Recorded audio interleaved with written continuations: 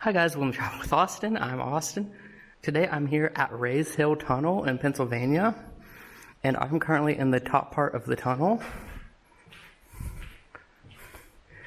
So, over here in the middle section, we got some vents up there that would ventilate the fumes when this tunnel was open.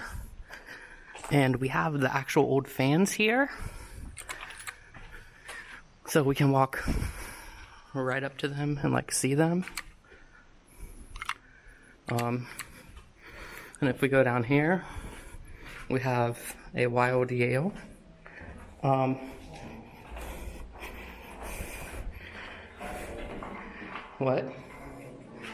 then we have the tracks that go all the way through the top of the tunnel for maintenance.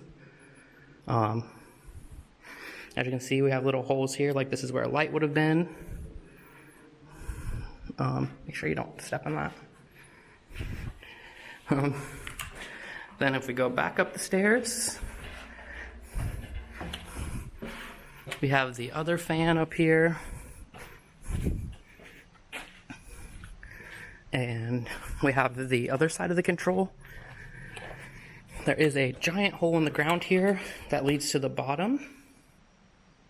Actually it leads to the second floor. And then the bottom. But